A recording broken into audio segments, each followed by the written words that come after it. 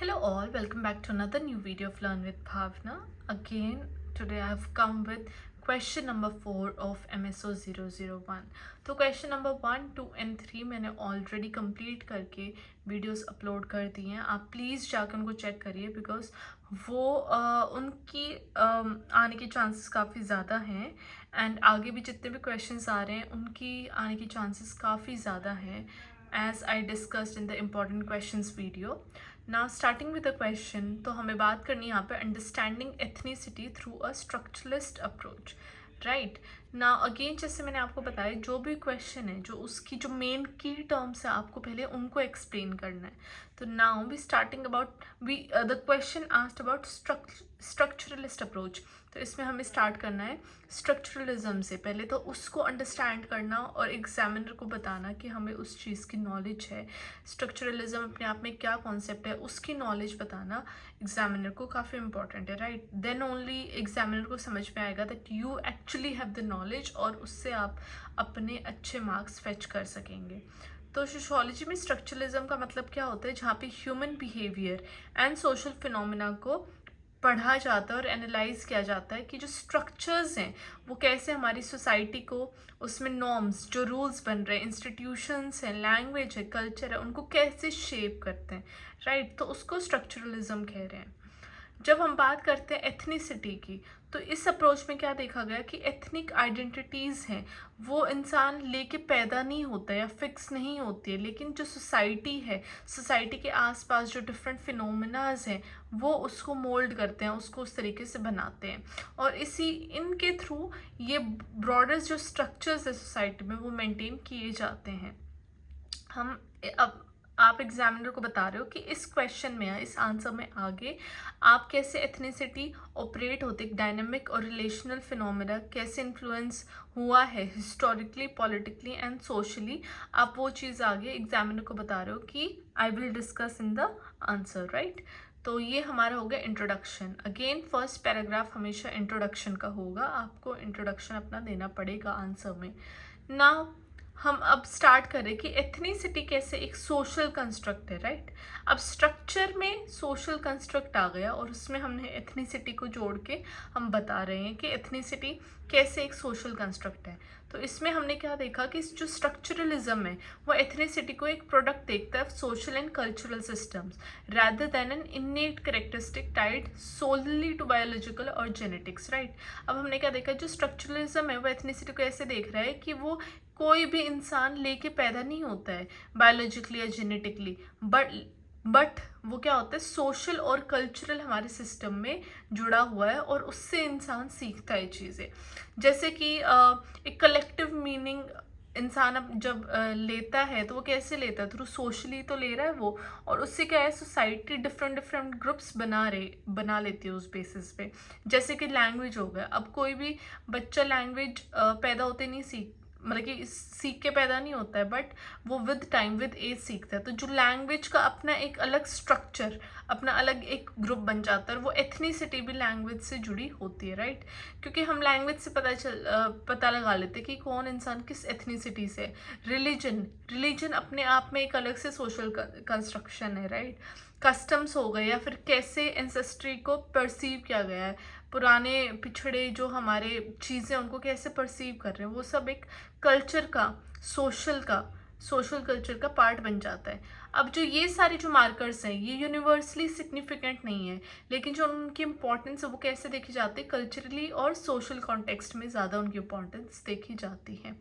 For example जब हम बात करते हैं पोस्ट कॉलोनियल सोसाइटीज़ की, वहाँ पे एथनिक कैटेगरीज कैसे देखी जाती थी, जहाँ पे वो कॉलोनियल सिस्टम पे रिफ्लेक्ट करते थे, जहाँ पे क्लासिफिकेशन हो रही थी और कंट्रोल इम्पोज किया जा रहा था मैनेज करने के लिए population. Right, different group of people different groups के या फिर जो ज़्यादा स्टेबल ग्रुप्स नहीं थे उनके ऊपर इम्पोज कर रहे थे उनकी पॉपुलेशन मेंटेन करने के लिए, क्योंकि वो नहीं चाह रहे थे कि वो लोग पॉपुलेशन में उनसे ज़्यादा सरपास हो जाए और फिर उनको कंट्रोल करना है, मैनेज करना मुश्किल हो जाएगा. राइट, अब अदर कॉन्टेक्स्ट में क्या देखा गया कि जो एथनिक आइडेंटिटीज़ है वो कैसे शेप की जाती है बाय नेशनल बिल्डिंग प्रोसेसेस, जहाँ पे जो डोमिनेंट ग्रुप है वो नेशनल या नेशन को डिफाइन करता है, कैसे चलाना है वो चीज़ बताता है. और कल्चर ने हमेशा जो मार्जिनलाइज्ड माइनॉरिटी एथनिक ग्रुप्स हैं उनके ऊपर हमेशा जो एक डोमिनेंट जो ग्रुप है, डोमिनेंट कल्चरली स्ट्रॉन्ग जो ग्रुप है,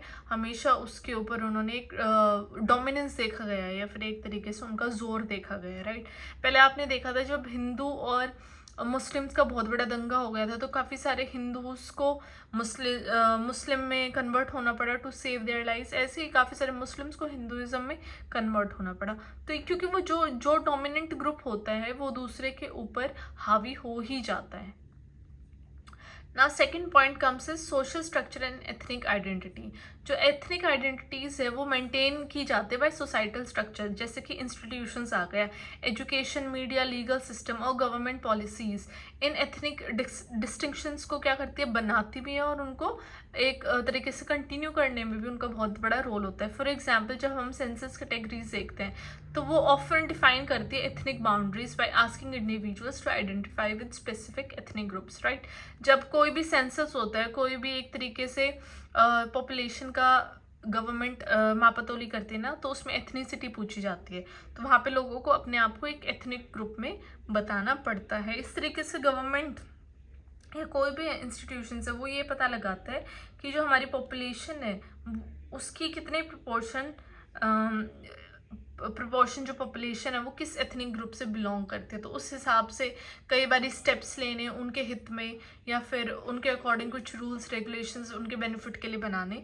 तो ये वाइसा वर्सा हो सकता है, पॉजिटिव वे में भी और नेगेटिव वे में भी। ना second point is economic systems. अब इकोनॉमिक हायरार्कीज कैसे लाइन होते हैं एथनिक डिवीजन से, जैसे कि सर्टेन ग्रुप्स होते हैं वो हिस्टोरिकली पोजीशन हुए हैं लेबर रोल्स में, और जो उनके प्रोफेशंस हैं वो भी उसी सिस्टमैटिक इनइक्वालिटीज़ की वजह से बन जाते हैं। अब लेबर रोल्स कैसे, जैसे कि पहले के टाइम पे तो जो कास्ट सिस्टम था वो तो बेसिस ही उसका वर्क था, राइट। कौन कौन लोग किस वर्क में है या किसका क्या ऑक्यूपेशन है, उस हिसाब से जो कास्ट ग्रुप थे वो बने गए थे और उस हिसाब से फिर सोसाइटी उसमें ढल गई थी और उसी हिसाब से रूल रेगुलेशन बन गए थे। Now talking about the third point that is cultural practices.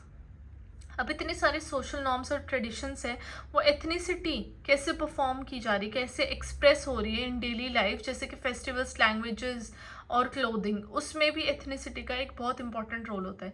For example different ethnic group के लोग एक डिफरेंट तरीके से बोलते हैं, राइट।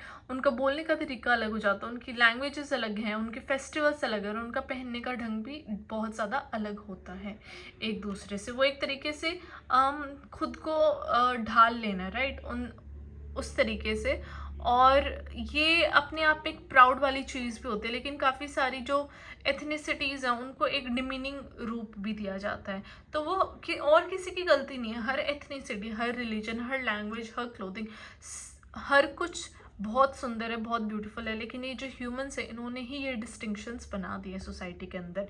अब ये जितने भी स्ट्रक्चर्स है ये एक दूसरे के ऊपर इंटरडिपेंडेंट है, राइट, जहाँ पे एथनिसिटी एक अलग से वैक्यूम में क्रिएट नहीं होती है, बल्कि ये सिस्टम्स जैसे क्लास, जेंडर और रिलीजन है, इन सब से इंटरकनेक्ट होके ही एथनिसिटी निकल के आती है ना। थर्ड हमारा आ जाता है point language, symbols and representation. अब लैंग्वेज और सिम्बल्स एक सेंट्रल रोल प्ले करते हैं किसी भी एक एथनिसिटी आइडेंटिटी को डेवलप करने में।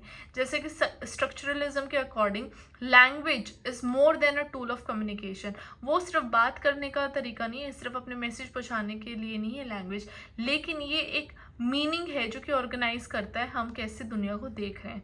अब जैसे एथनिक बाउंड्रीज है, एथनिक ग्रुप्स क्या करते हैं, स्पेसिफिक लिंग्विस्टिक मार्कर्स को लेते हैं, जैसे कि कुछ उनके स्पेसिफिक डायलेक्ट हो गई, यूनिक वोकैबुलरी हो गई, या फिर ऐसे सिग्नल्स हो गए मेंबरशिप के अंदर जो एक ग्रुप को दूसरे ग्रुप से डिफ्रेंशिएट करता है, राइट। क्योंकि देखो हम देखते हैं कि कई बारी कई सारी एथनिक ग्रुप्स में कुछ जो हमारे सिंबल्स होते हैं उनके मीनिंग अलग होता है और कहीं पे उन्हीं सिंबल्स के मीनिंग बहुत डिफरेंट होते हैं।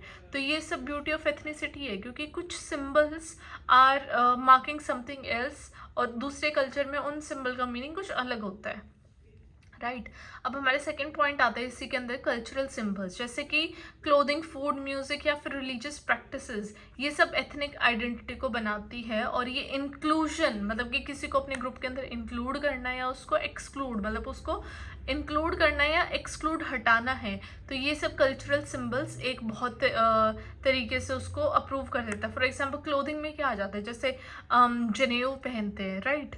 और फूड में क्या होता है कि कोई नॉनवेज फूड खा रहा है, कोई वेज फूड खा रहा है, कोई जैन फूड खा रहा है, कैसा म्यूजिक सुन रहे हैं, क्या उनकी रिलीजियस प्रैक्टिसेस हैं।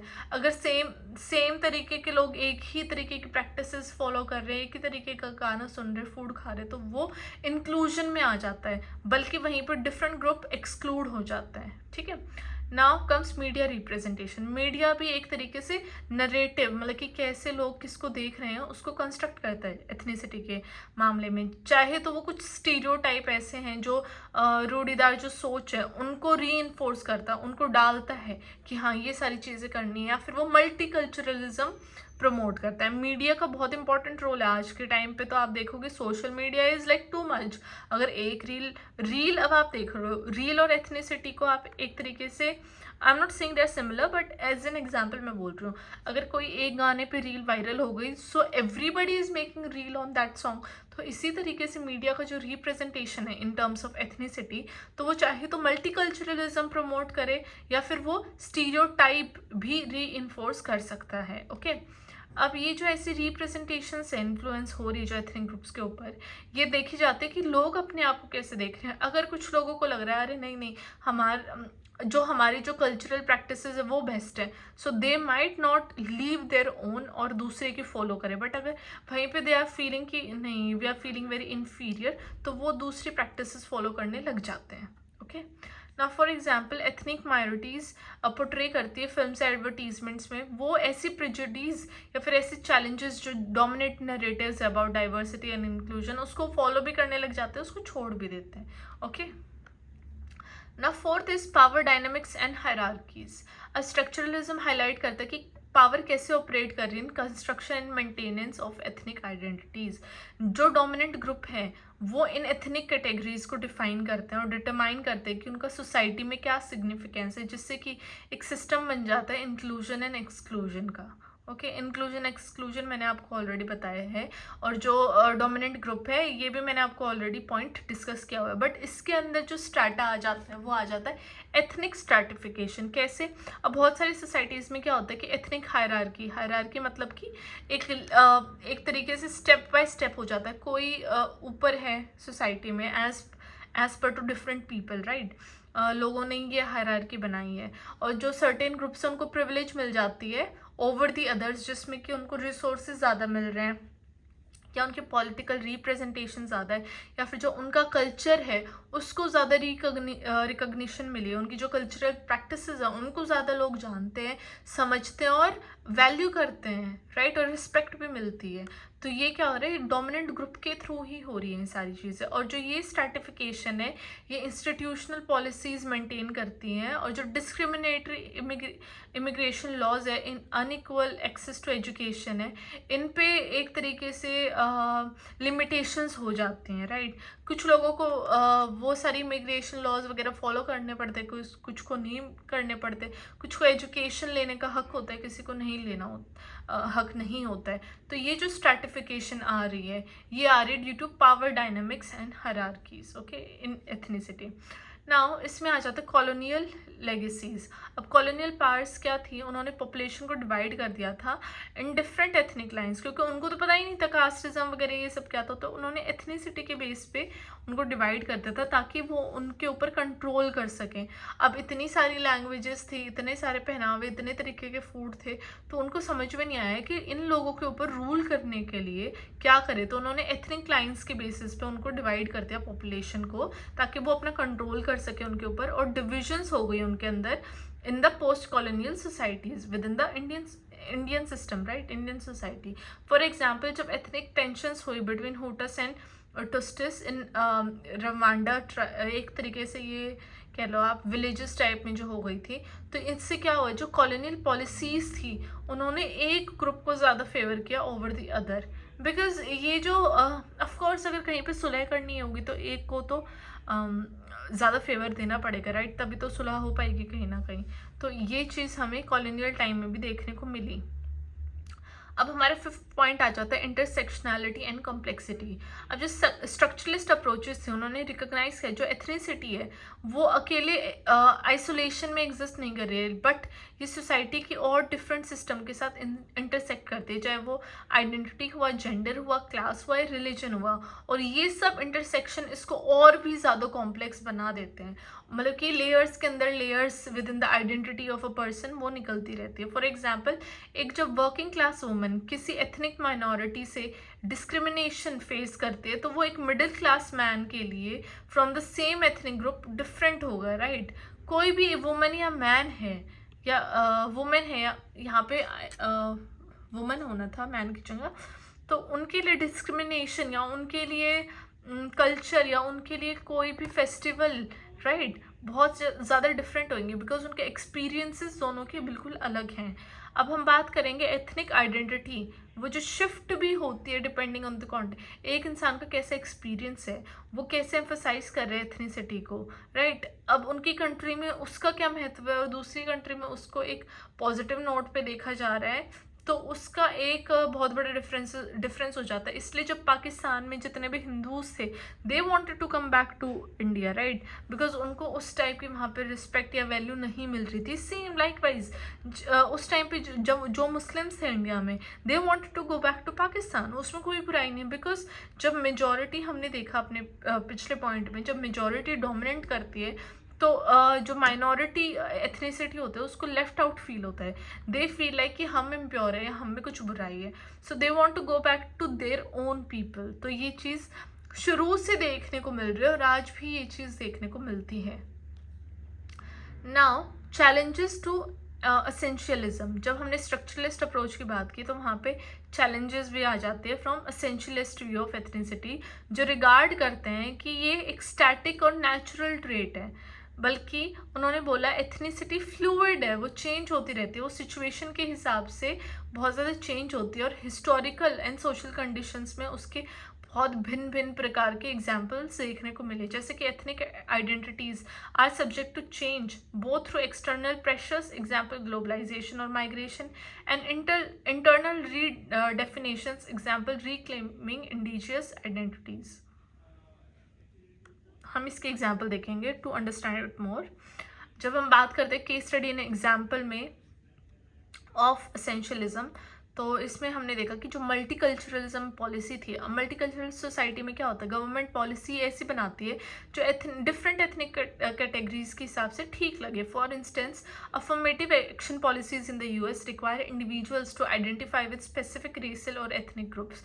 अब यूएस ये चाहता है कि जो भी लोग हैं उनकी सोसाइटी में वो एक स्पेसिफिक रेशियल या एथनिक ग्रुप के साथ अपने आप को आइडेंटिफाई करें।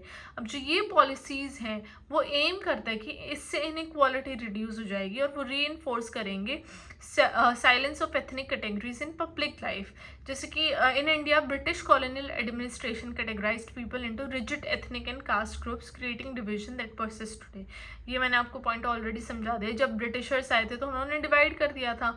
सिमिलरली साउथ अफ्रीका में भी एथनिक स्ट्रैटिफिकेशन देखने को मिली through laws and segregated population based on racial and ethnic category. तो ये हर एक सोसाइटी में, it is not just about Indian society, हर सोसाइटी में देखने को मिला है।